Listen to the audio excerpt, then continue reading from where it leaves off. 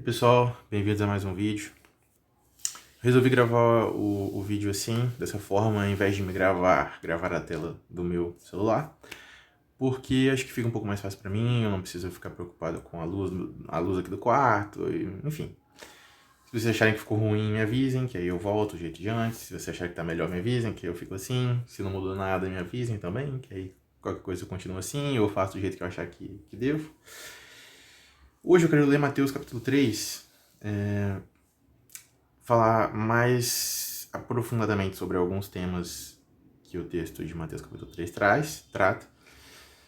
E antes de começar a ler propriamente dito, eu quero fazer uma pequena recapitulação de Mateus até o capítulo 2, porque tem um tempinho que eu gravei os últimos vídeos, muito rápido mesmo, tá bom? Então, Mateus até aqui disse pra gente sobre a genealogia de Jesus Cristo, falou que ele nasceu de uma virgem, falou que 3 magos foram visitá-lo quando ele nasceu e levaram presentes para ele. O rei, ou tetrarca, Herodes, que era um tipo de governante da região da Judéia, que corresponde mais ou menos ao que Israel é hoje. Não exatamente, tá bom? Mas pra gente entender. O rei Herodes intentava matar Jesus, pediu para os 3 reis magos, ou para os 3 magos, dizerem para ele onde Jesus estava, e eles a princípio fariam isso, mas aí um anjo avisa eles para não fazer. Eles voltam para o lugar onde eles viviam por uma outra rota, então eles não falam para Herodes onde Jesus estava. Herodes fica irado, manda alguns oficiais dele matarem os meninos de 2 anos ou menos, se eu não me engano, na região toda ali onde Jesus supostamente tinha nascido. E antes disso, um anjo do Senhor aparece a José, pai de Jesus, avisando para eles não ficarem ali, então eles vão para o Egito. E aqui nós iniciaremos a nossa leitura, beleza? Então, Mateus capítulo 2, versículo 19, diz: Tendo Herodes morrido, Herodes, aquele rei lá, eis que um anjo do Senhor apareceu em sonho a José no Egito e disse-lhe: Dispõe-te, toma o menino e sua mãe e vai para a terra de Israel, porque já morreram os que atentavam contra a vida do menino. Dispôs-se ele, tomou o menino e sua mãe e regressou para a terra de Israel. Tendo, porém, ouvido que Arquilau reinava na Judéia em lugar de seu pai Herodes, temeu ir para lá, e por divina advertência prevenida em sonho, retirou-se para as regiões da Galiléia. E foi habitar numa cidade chamada Nazaré, para que se cumprisse o que fora dito por intermédio dos profetas. Ele será chamado Nazareno. Isso, dessa forma, não foi dito em lugar nenhum na Bíblia. Beleza? E aí, Rodrigo? E aí que eu falei sobre isso no meu último vídeo. Então, se você não assistiu, assista, porque neste vídeo nós iremos ler Mateus capítulo 3. Beleza? O texto então começa dizendo: Naqueles dias apareceu João Batista pregando no deserto da Judéia e dizia: Arrependei-vos, porque está próximo o reino dos céus. E vamos parar por aqui um pouquinho, porque temos algumas informações novas, beleza?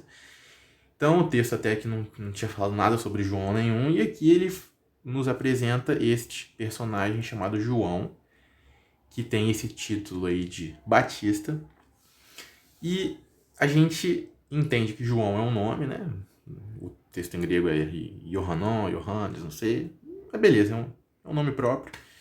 E Batista, até aqui, não quer dizer nada pra gente.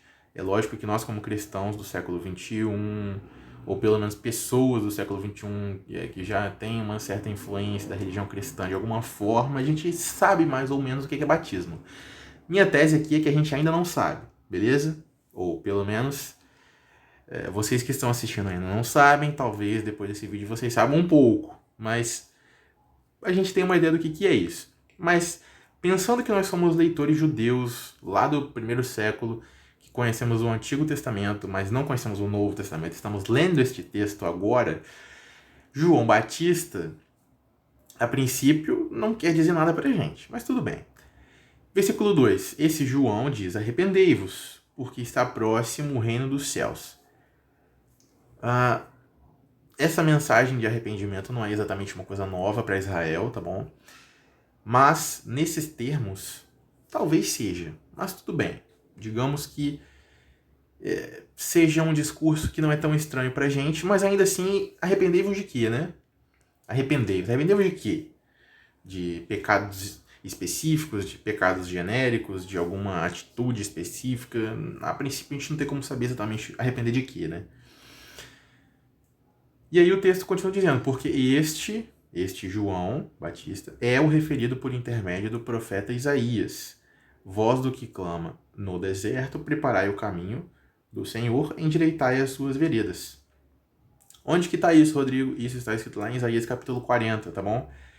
Não vou fazer intertextualidade de Isaías 40 com Mateus 3, porque eu até consigo entender Isaías até o capítulo 39, beleza? Do 40 para frente, e aí é uma outra discussão para um outro dia, em um outro vídeo, mas parece que o profeta Isaías, de fato, escreveu do capítulo 1 ao 39, tá bom? Parece que do capítulo 40 para frente não foi ele. Tudo bem? Mas isso é um papo para um outro dia. Então, até o 39 eu consigo levar, eu consigo entender por alto. Do 40 para frente, eu não consigo entender exatamente por que aquele texto foi escrito, para quem foi escrito, mas, enfim, é um assunto para um outro dia. Então, parece que o texto de Mateus capítulo 3, no versículo 3, está identificando esse João Batista como alguém que já foi citado antes pelo profeta Isaías. Tudo bem. E aí nós vamos para o versículo 4. Usava João vestes de pelos de camelo e um cinto de couro. Então, vestes de pelos e um cinto de couro. E a sua alimentação eram gafanhotos e mel silvestre. O que esse versículo 4 quer dizer para nós brasileiros que vivemos no século XXI? Absolutamente nada. Absolutamente nada. Mas como um judeu leria esse versículo aqui?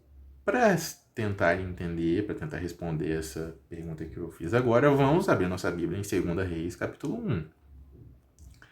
2 Reis, capítulo 1, que evidentemente vai falar sobre as histórias dos reis de Israel e de Judá, não só, mas também, né, principalmente. E aqui, 2 Reis, capítulo 1, começa dizendo assim, depois da morte de Acabe, quem era Acabe? Acabe foi um rei de Israel do norte, tá bom? Depois da morte de Acabe, revoltou-se Moabe contra Israel. Quem é Moabe? Moabe é um povo, tá bom? O povo dos Moabitas. Então, depois da morte de Acabe, o rei Acabe, revoltou-se Moabe contra Israel. E caiu Acasias. Acasias, eu já não me lembro quem é Acasias, tá bom? Eu acho que ele é filho de Acabe, mas eu já não me lembro mais. E caiu Acasias pelas grades de um quarto alto em Samaria. Esse termo aí vai aparecer também lá nos evangelhos, tá bom? Então, caiu Acasias pelas grades de um quarto alto e adoeceu. Enviou mensageiros e disse-lhes, ide e consultai a Baal-zebub, deus de Ecrom, se sararei desta doença. Mas o anjo do Senhor, a gente não sabe que anjo é esse, mas é um anjo, disse a Elias o tesbita. Eu tô rindo porque o texto fala de Acabe, o texto fala de Acasias, e aí o texto diz, mas o anjo do Senhor disse a Elias, tipo assim, mais dois personagens, né? Mas tudo bem. Disse a Elias o tesbita, dispõe-te e sobe para te encontrares com os mensageiros do rei de Samaria. E diz-lhes, porventura não há Deus em Israel, para eles consultar Baal-zebub, deus de Ecrom? Então vamos entender, esse Elias aqui, contextualizando pra gente, né? Esse Elias aqui era um profeta de Israel na época, tá bom? Então o anjo fala isso para ele e o anjo continua dizendo para Elias, por isso assim diz o Senhor, da cama a que subiste não descerás, mas sem falta morrerás. Então Elias partiu. Versículo 5. E os mensageiros voltaram para o rei, então Acasias era rei, né? Voltaram para o rei e este lhes perguntou, o que há? Por que voltastes? Eles responderam, um homem nos subiu ao encontro e nos disse, ide, voltai para o rei que vos mandou, e dizei-lhe, assim diz o Senhor, porventura não há Deus em Israel, para que mandes consultar Baal-zebub, deus de Ecrom? Portanto, da cama que subiste, não descerás, mas sem falta morrerás. Ele lhes perguntou, qual era a aparência do homem que vos veio ao encontro e vos falou tais palavras? Eles lhe responderam, era um homem vestido de pelos, com os lombos cingidos de um cinto de couro. Então eu disse a Elias, o tesbita. Então, reparem que neste trecho aqui pequeno, nós temos um relato precioso precioso para nós, né? Que mostra que a forma pela qual o profeta Elias era identificado na época dele, beleza? Era pela roupa. Um homem vestido de pelos, com os lombos. Lombo, para quem não sabe, é mais ou menos a mesma coisa que cintura, um pouquinho acima só, tá bom? Uma veste de pelos e lombos cingidos por um cinto de couro. Que, coincidentemente, é a descrição que temos de João Batista em Mateus capítulo 3, beleza? Então, se a gente for voltar a Mateus capítulo 3, versículo 4, a descrição que a gente tem de João era essa. Isso quer dizer o que, Rodrigo? Não sei ainda. Não sabemos ainda, mas é um ponto que tem que ficar, que tem que saltar aos olhos de quem está lendo, beleza? O leitor que faz a exegese contextual canônica precisa ter conhecimento dos textos que vêm antes para que esse tipo de coisa salte aos olhos, porque isso quer dizer alguma coisa, beleza? Versículo 5. Então saíam a ter com ele Jerusalém, toda a Judéia e toda a circunvizinhança do Jordão, e eram por ele batizados no rio Jordão, confessando os seus pecados. Vamos lá, né? Versículo 5. Versículo 5 diz: Jerusalém, toda a Judéia, toda a circunvizinhança. Olha, toda a Judéia e toda a circunvizinhança do rio Jordão parece ser muita coisa, tá bom? Talvez isso aqui seja uma hipérbole, tá bom? Versículo 6. E eram por ele batizados no rio Jordão. O que é batizados? O que significa batizados? Da onde? Melhor dizendo, da onde veio isso? O texto fala como se fosse a coisa mais natural do mundo. E isso é uma coisa que me deixa, assim, indignado até agora. Porque o texto fala como se fosse a coisa mais normal do mundo. E no Antigo Testamento não existe batismo. Não existe esse ato, esse feito. Não existe. Da onde que isso saiu? Essa dúvida precisa vir na mente de quem está lendo. Beleza? Precisa vir. Mas, enfim, vamos lá. O texto diz que essas pessoas que vinham de Jerusalém, toda a Judéia, toda a circunvizinhança lá do Rio Jordão, eram por ele batizados no Rio Jordão, confessando os seus pecados. Opa, então parece que a resposta lá do arrependei-vos, do versículo 2, né, que é o arrependei-vos de quê? Eles eram batizados confessando pecados. Então parece que eles estavam se arrependendo dos pecados deles, beleza? Versículo 7, o texto vai ficar mais interessante. Vendo ele, porém, que muitos fariseus e saduceus vinham ao batismo, disse-lhes, raça de víboras, quem vos induziu a fugir da ira vindoura?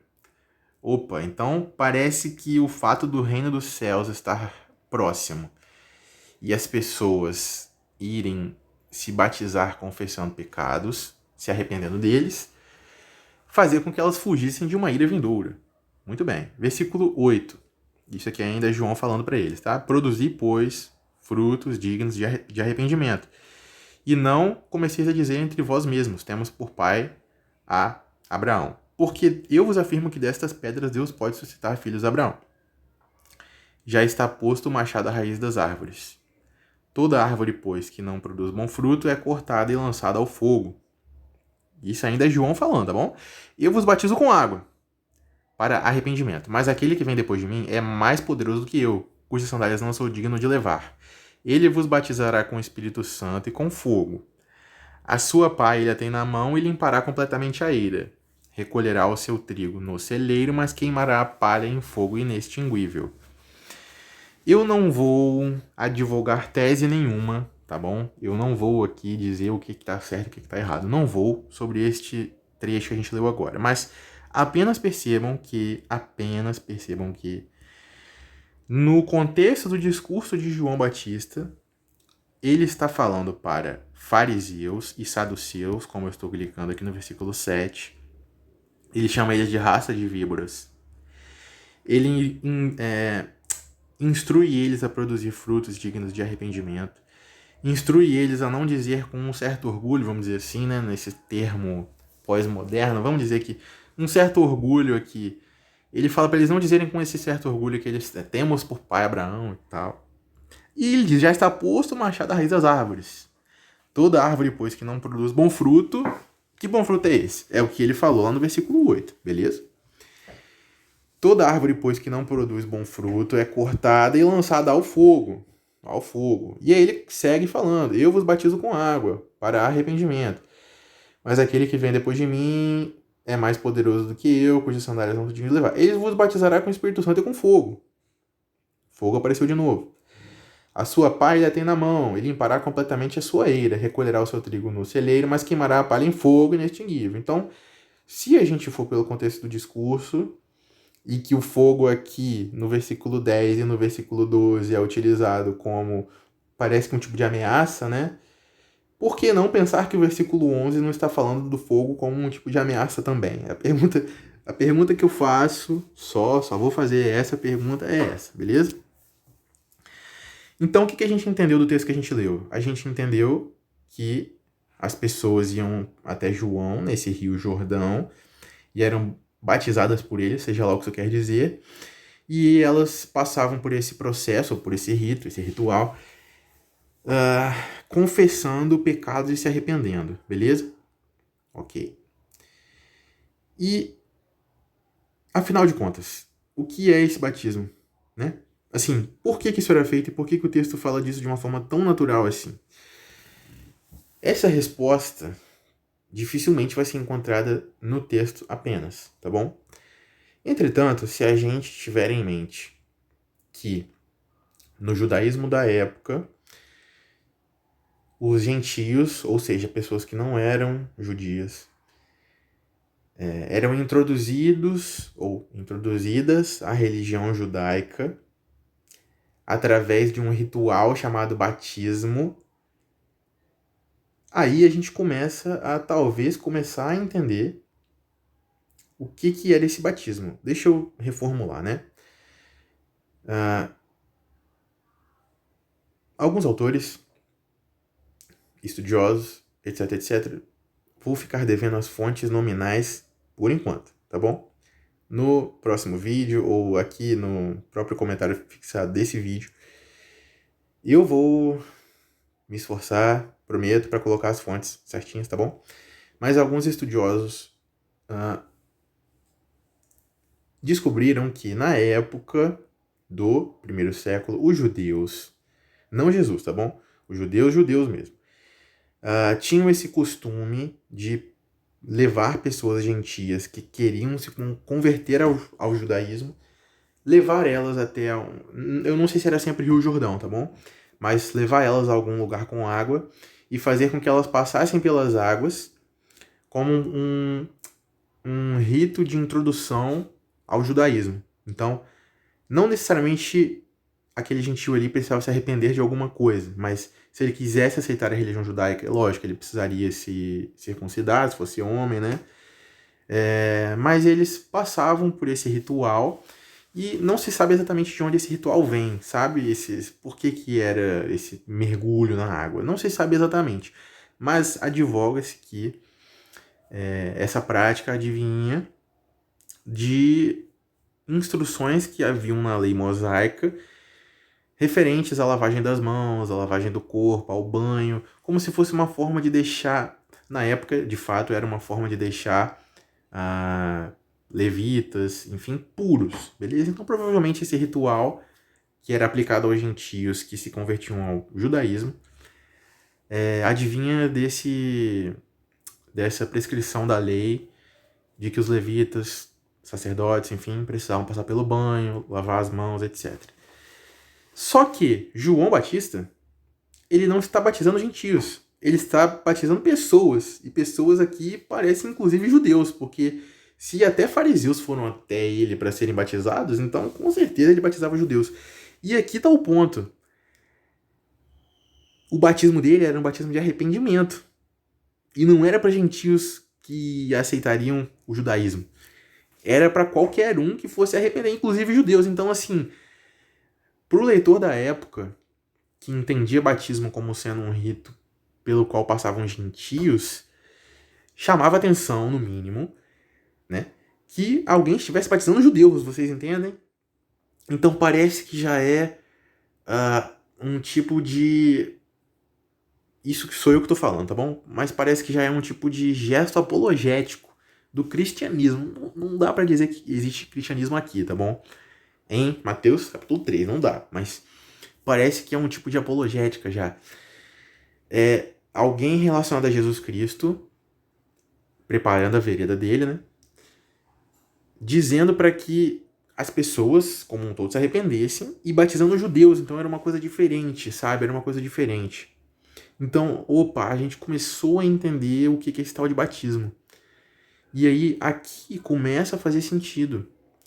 Porque era uma forma de João Batista introduzir a mensagem do reino para os judeus da época. Não basta vocês serem filhos de Abraão. Não basta. Vocês precisam se arrepender. Beleza? Muito bem. Então, vamos continuar lendo no versículo 13. Por esse tempo dirigiu-se Jesus da Galileia para o Jordão, a fim de que João o batizasse. E aí ficou esquisito, velho. Ficou esquisito, velho. Porque se a pessoa ia se batizar para se arrepender de pecados, não faz sentido Jesus batizar, não faz sentido. Por quê? Porque o texto ainda não falou isso.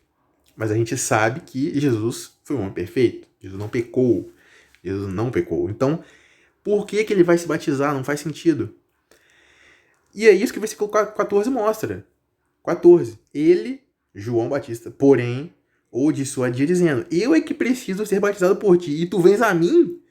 João tá falando uma coisa óbvia. Jesus, Senhor, eu preciso ser batizado por ti, e tu vens a mim, não faz sentido.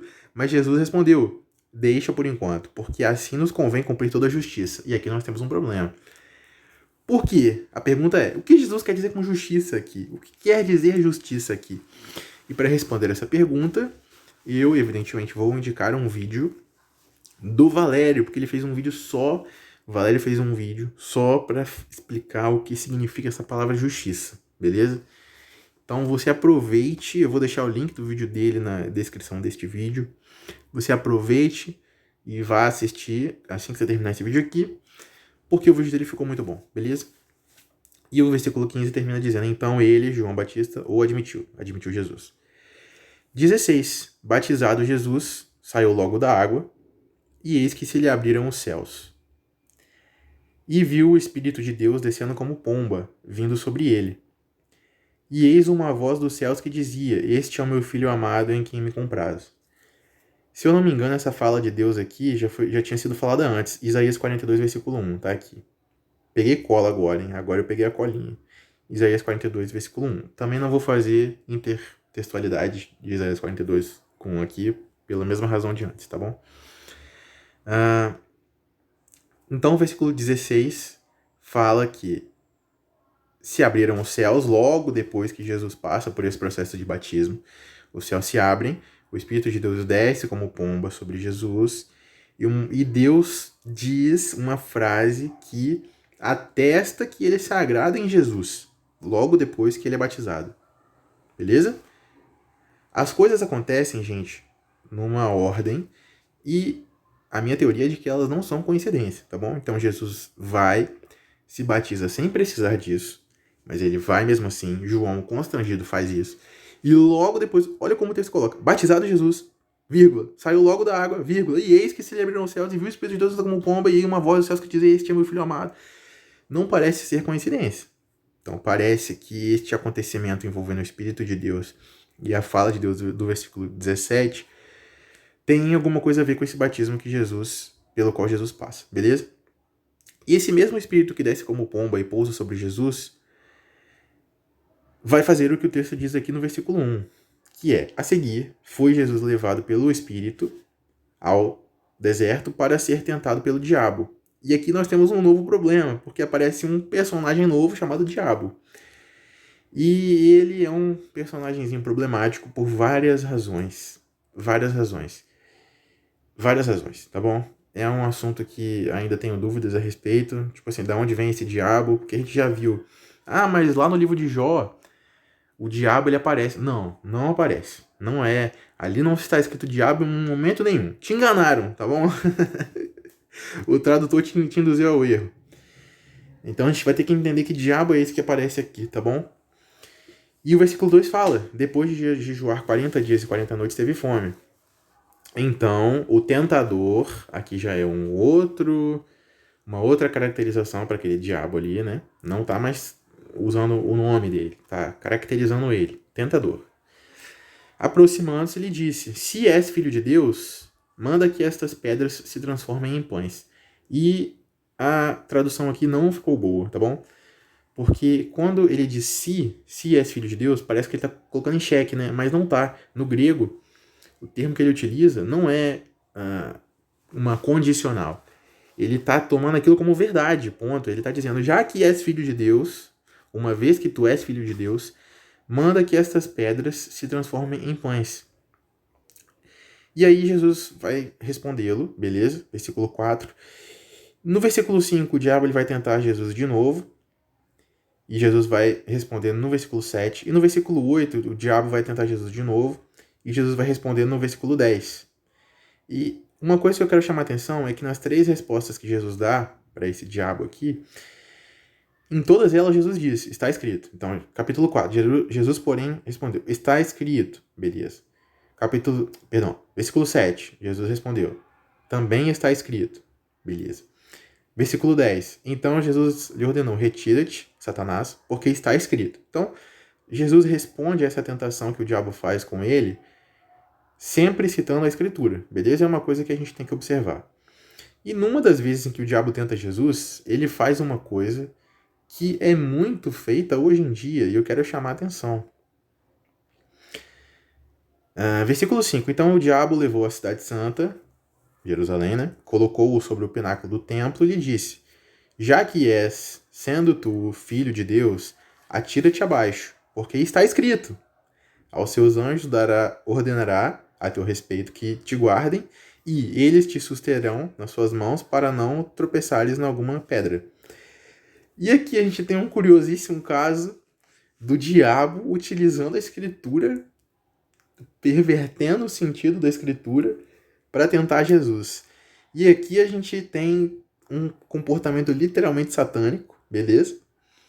Que muitas vezes hoje em dia é reproduzido por muitos que se dizem pastores de igreja, tá bom? Então, digamos que o diabo foi o primeiro pastor pós-moderno. Tô pegando pesado aqui, é óbvio, tá? Porque nem todo mundo que cita a Bíblia de forma errada tá fazendo a mesma coisa que o diabo fez, tá bom? Porque o diabo aqui sabia o que fazia. Ele propositalmente perverteu o sentido que a escritura tinha. E nem todo mundo que fala alguma coisa errada está voluntariamente pervertendo a escritura, beleza? Muitas vezes as pessoas erram porque não sabem ler o texto. Mas alguns, pelo menos, existem alguns que de fato pervertem o texto propositalmente por motivos escusos. Então, eles se encaixam aqui nessa classe da qual o diabo foi o primeiro, né? E aí, uma coisa também sobre esse trecho que eu acho interessante é que o texto diz que o diabo vai tentar Jesus. E esse embate deles esse embate deles é um embate puramente hermenêutico. Puramente hermenêutico. O diabo, ele diz algumas coisas e Jesus rebate com o texto. Depois o diabo menciona o texto e Jesus responde com o texto. Depois o diabo diz outra coisa e Jesus responde com o texto. Então, é muito interessante que a tentação de Jesus seja um diálogo, né?